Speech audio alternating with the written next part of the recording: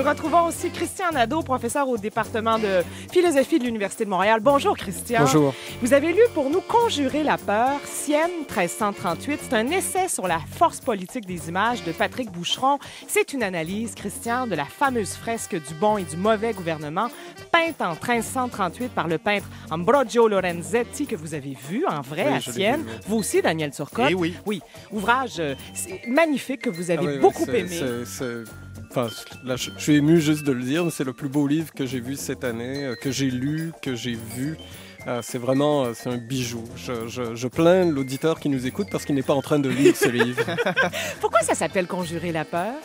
Ça, je vais vous l'expliquer tout à l'heure. Mais parce qu'il y a une partie vraiment... de la fresque qui est consacrée à la guerre. Tout à fait. Ouais. L'idée, c'est de montrer que les vertus du bon gouvernement, les vertus des bonnes institutions font en sorte que nous pouvons ridiculiser justement les craintes qui sont liées à la tyrannie ou à l'oppression, etc. Donc c'est vraiment un moyen de détourner en fait la force des tyrans pour augmenter celle des plus faibles. Merci, Christian.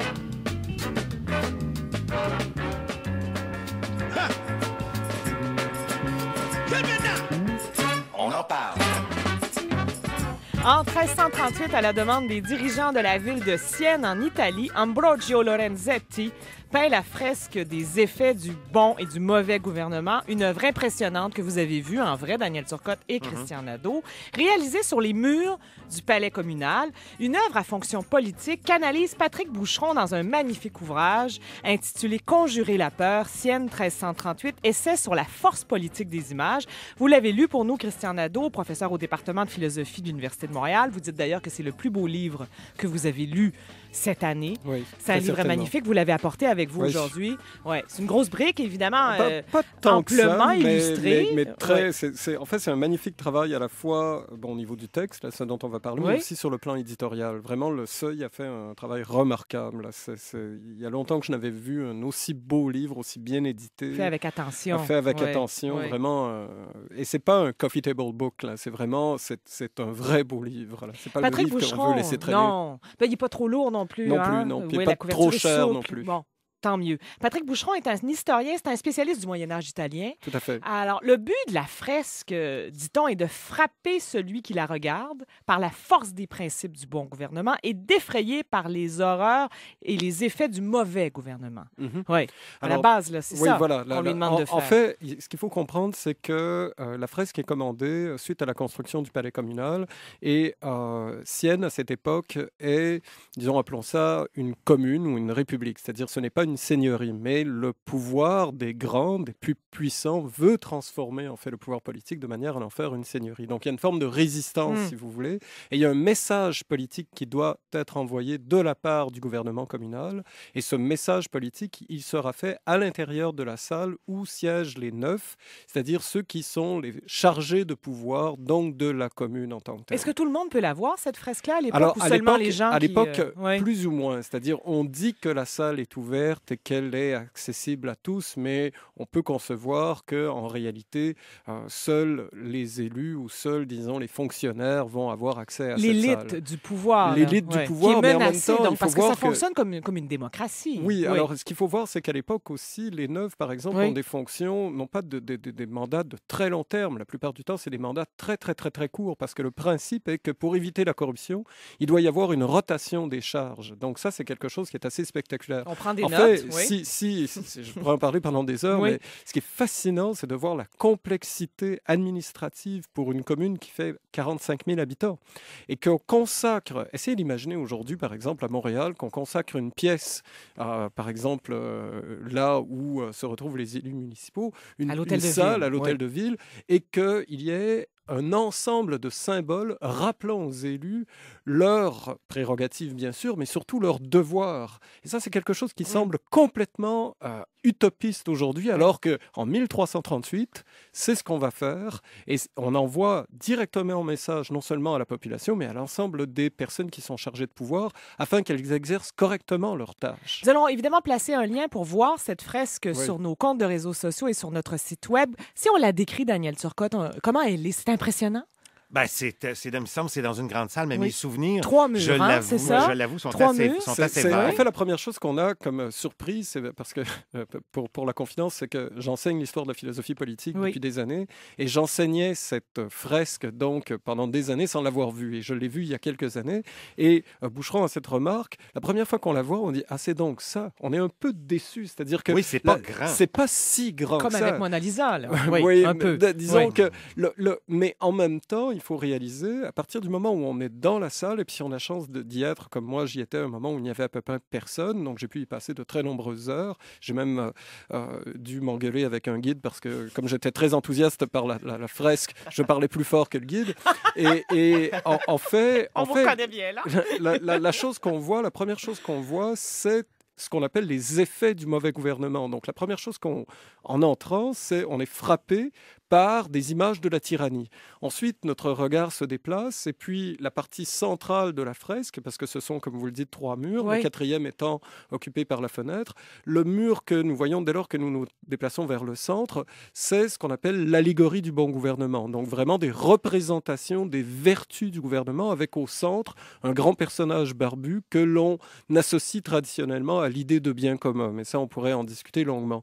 Ensuite, le dernier mur, lorsque nous sortons, ce sont les effets du bon gouvernement. Donc, il y a toute une mise en scène. Ce qu'on ne sait plus aujourd'hui, c'est par quelle porte nous entrions. Parce qu'il y a eu beaucoup d'hypothèses qui circulaient que, en fait, la manière, même le premier contact devait être avec le mauvais gouvernement pour que, graduellement, nous déplacions vers notre regard et lorsque nous sortons, nous gardons l'idée des vertus du bon gouvernement. Donc, c'est vraiment magnifique. On dit d'ailleurs que de moins en moins, il est possible de voir, là, par les outils de Google, par exemple, cette fameuse partie consacrée à la tyrannie, au mauvais gouvernement, à la guerre. Donc, c'est comme si on avait de la difficulté à analyser ça collectivement, consciemment. En fait, il y a énormément de littérature sur cette fresque. Le grand avantage, en fait, du livre de Boucheron, c'est qu'il propose ce que l'historien de l'art, un historien de l'art pour ma part que j'adore lire, qui est décédé il y a quelques années, Daniel Arras. Et Daniel Arras proposait une histoire de l'art par le rapprochement, c'est-à-dire qu'il faut aller voir les détails,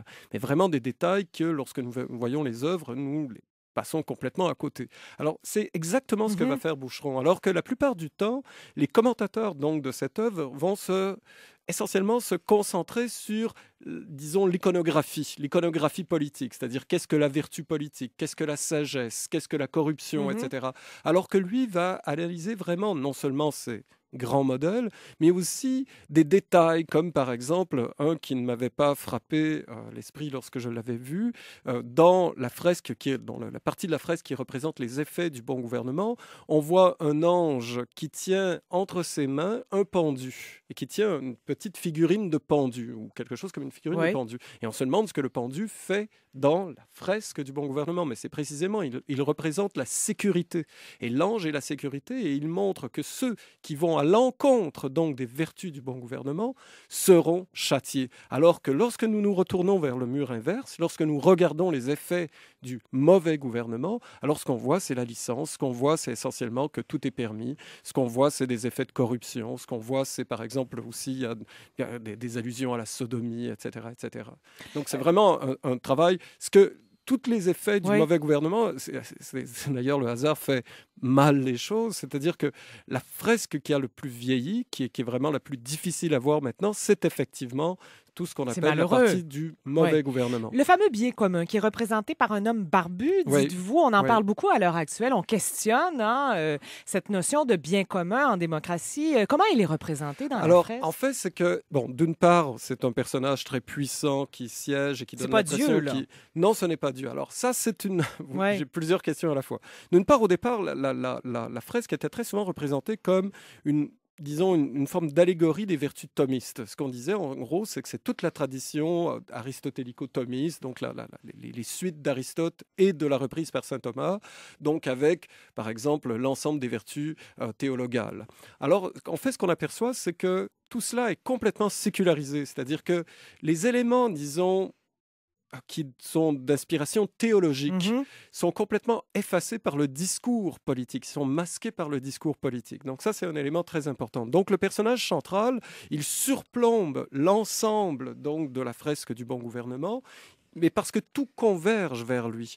Alors, il ne faudrait pas le prendre de manière isolée. Ce qui compte, c'est par exemple, justement, des détails comme deux anges de justice, la justice commutative, la justice distributive, donc deux façons de concevoir à la fois la justice qui châtie et la justice qui distribue les ressources, et qui vont ensemble donner chacun de leur côté deux cordes de couleurs différentes qui sera reprise par l'ange de la Concorde ou la figure de la Concorde, qui ensuite la donne aux citoyens. Et il y a un ensemble de 24 citoyens qui tiennent cette corde, et ce qui est très beau, c'est qu'en fait, ils ne sont pas encerclés par celle-ci, ils tiennent la corde.